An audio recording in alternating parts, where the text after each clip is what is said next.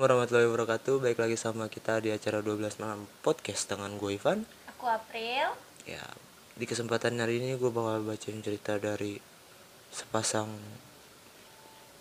orang yang namanya Budi sama Santi yang diganggu di kantor. Iya, awal mula itu dia itu bakal dapat meeting ke hari Senin. Kakak tahu kan kalau kantor itu libur di Sabtu sama Minggu. Di hari Jumatnya itu dia dikasih tahu kalau hari Senin itu bakal dapat meeting. Dan si Budi ini buat nyiapin proposal di hari Minggunya. Akhirnya dia masuk sendirian buat nyiapin proposalnya, tapi dia masuk sore, jam 2 siang. Dia masuk ke dalam kantor, itu nggak ada siapa-siapa. Jadi ruangannya itu sekat gitu, buat dua orang gitu. Kalau di koperasi kayak gitu katanya. Iya. Nah, ceritanya itu di awalnya itu dia lagi nyiapin proposal, buka laptop, buka pintu, masuk dengan ngucap salam, assalamualaikum dia ngomong. Dan di dalamnya ruangan kantornya itu ada apa nih, kayak dapur gitu, dapur sama kamar mandi. Nah, ceritanya ini dia lagi nyiapin itu lagi nyiapin buat proposal itu. Dia buka laptop kayak biasa. Jam 4 dia dapat keganjilan di pintunya itu. Pas pintunya masuk itu kan dia sengaja pintunya nggak ditutup rapat, biar kayak kalau ada orang itu kelihatan, maksudnya biar nggak serem-serem amat lah, karena dia sendirian kan, paling ada OB doang di situ ya. Nah, ceritanya pas udah kelar jam 4 itu katanya dia ngintip di pintu itu. Pintunya kebuka sedikit, krek, dan dia kaget, siapa tuh? Dari dalam hati dia ngomong kayak gitu. Ternyata siapa? OB. OB-nya masuk. Loh, bapak di sini katanya gitu. Kata OB-nya gitu. Iya mas, saya mau lagi ngerjain ini nih buat besok meeting. Oh ya udah, saya bersih-bersih ya pak. Iya silakan katanya gitu. Jadi pas lagi bersih-bersih sambil ngobrol ya kan, ditanya, bapak nggak takut pak katanya gitu. Takut? Kenapa harus takut kayak gitu? Ini kan hari Minggu, masih sore juga kayak gitu. Oke, kata si OB-nya gitu. Nah, pas OB-nya kelar kayak gitu, dia langsung bilang, mas bikinin saya air ya kayak gitu. Bikin kopi. Akhirnya dibikinin kopi sama si OB-nya. Bikin kopi sendiri lagi. Dan benar-benar diganggu kali ini. Dia keluar, pintunya juga ditutup sedikit rapat, kebuka lagi kak. Tapi kali ini benar-benar ada yang ngintip, sosok bayangan, kayak bayangan hitam gitu, terus bentuknya oval. Dan dia pikir itu orang, bukan OB, dia pikir masih orang kali dalam hatinya gitu. Tapi dia lagi ngetik itu, dia merasa diperhatiin terus sama dia, diliatin terus. Di gedung itu ternyata memang menyeramkan gitu, ternyata gitu. Akhirnya dia manggil kan, hei siapa itu katanya gitu. Nggak ada sautan dan tiba-tiba hilang, ting. Akhirnya dia ke dapur manggil si itunya, OB-nya. Karena minumannya nggak jadi, kopinya nggak jadi. Lama banget pak katanya gitu. Sambil jalan ngelewatin lorong-lorong terus sama kamar mandi. Lama banget sih pak. Iya mas, saya tadi habis beli ini dulu kata dia gitu. Ya udah, mana kopi saya? Nih kopinya katanya. Kopinya udah jadi, dia ngelewatin lorong itu lagi, lewatin kamar mandi lagi. Lorongnya gelap, nggak dinyalain lampunya. Pas dia lewat kamar mandi, dalam kamar mandi itu katanya ada orang, cewek. Dia ngeliat ada cewek di kamar mandi.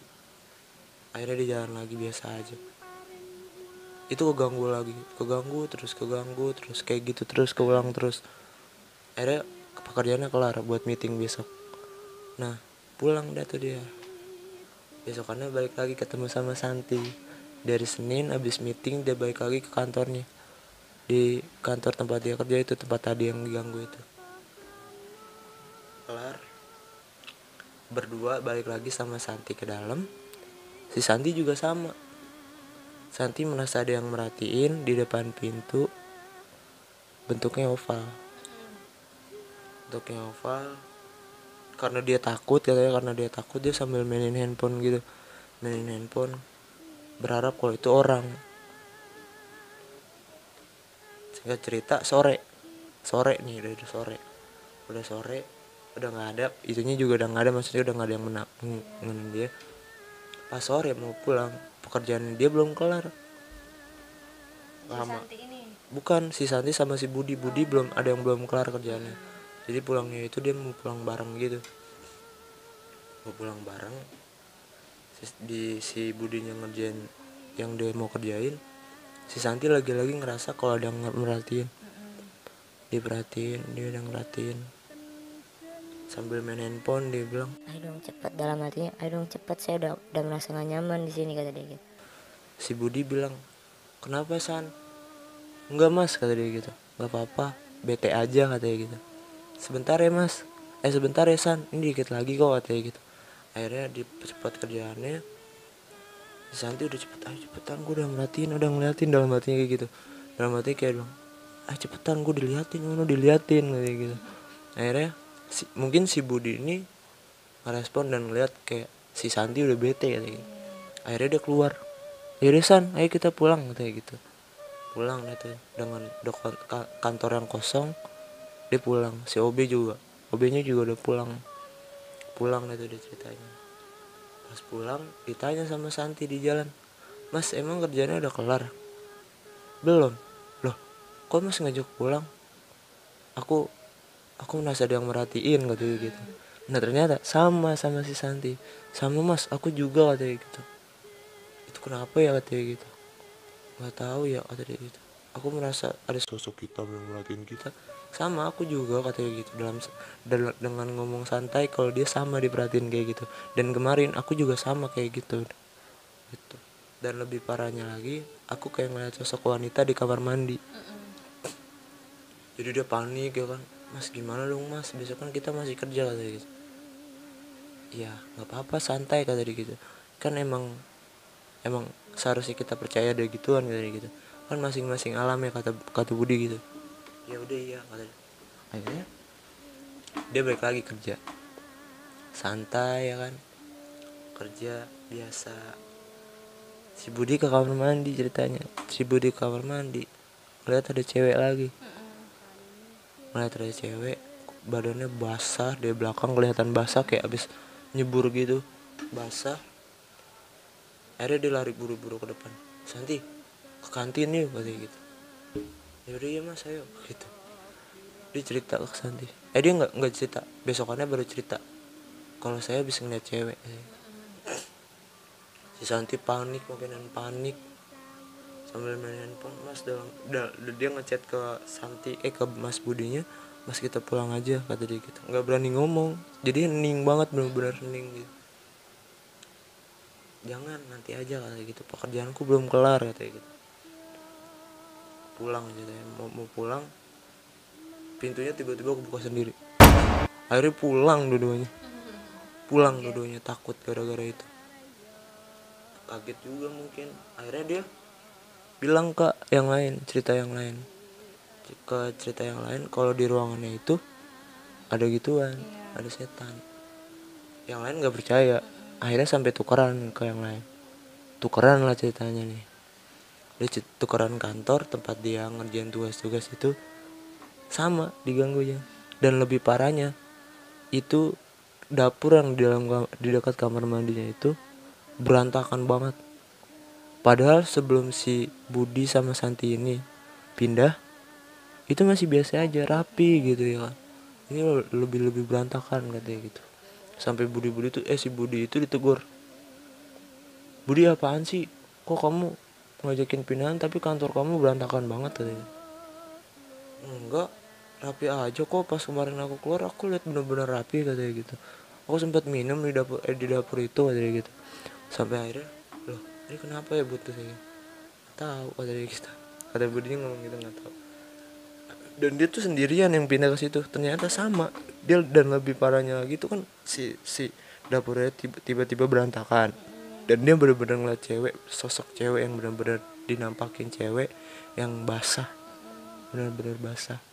Nah, usut punya usut, akhirnya si Budi cari tahu Ada apa nih? ada apa, dan gedung ini kenapa sih, dulunya bekas apa katanya gitu. Dan ternyata gedungnya ini dulu bekas rawa-rawa. Dan lebih parahnya lagi tuh, ada cewek yang tenggelam di situ kak. Nah, si Gitu, cewek yang basah itu cewek yang mungkin basah itu, basah kuyup. mungkin. Dia nanyanya ini ke satpam yang jaga situ. Dan kebetulan satpamnya itu emang kerja, emang orang situ, orang tinggal di situ. Jadi dia nanya ke satpam itu, Pak Satpam, saya mau nanya katanya gitu. Sebelumnya mohon maaf, kemarin saya diganggu katanya gitu. Dan sebelumnya lagi saya nggak pernah diganggu Pak, tapi kali ini saya diganggu katanya gitu. Emang sebelumnya ini, sebelum dijadinya kantor ini, dulu ini tempat apa katanya gitu. Tanah ini tempat apa katanya gitu. Dikasih tahu kalau tempat ini adalah rawa. Rawa. Terus si satpamnya nanya, emang mas diganggu kenapa? Saya diliatin perempuan Pak, perempuan ini basah kuyup katanya gitu. Dari rambut ke kakinya itu basah semua katanya gitu. Dan ada bercak lumpur katanya gitu.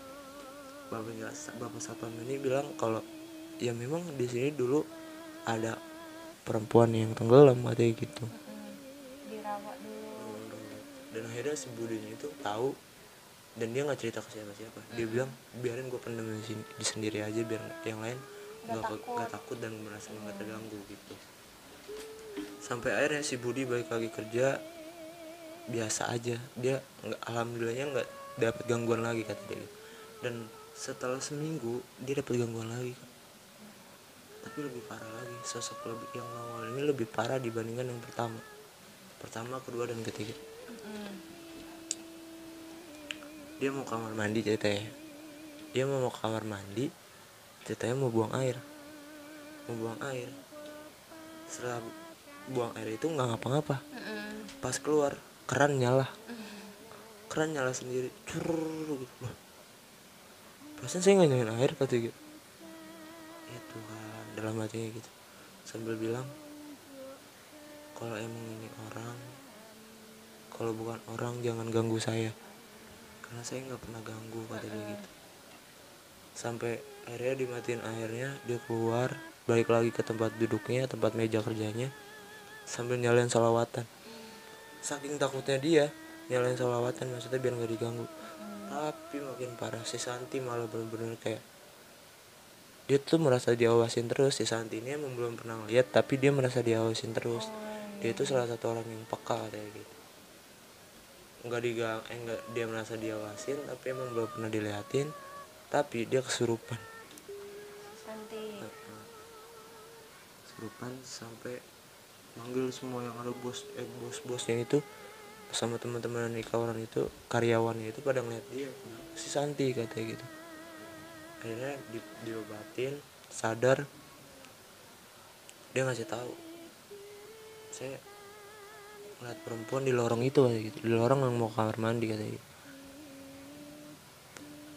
Ini sampai akhirnya ya dia benar-benar kayak udah nyerah dan nggak mau kerja di situ lagi. Si Budi bilang kayak gini, memang San, di sini itu dulu tempatnya ada orang yang meninggal tenggelam katanya gitu.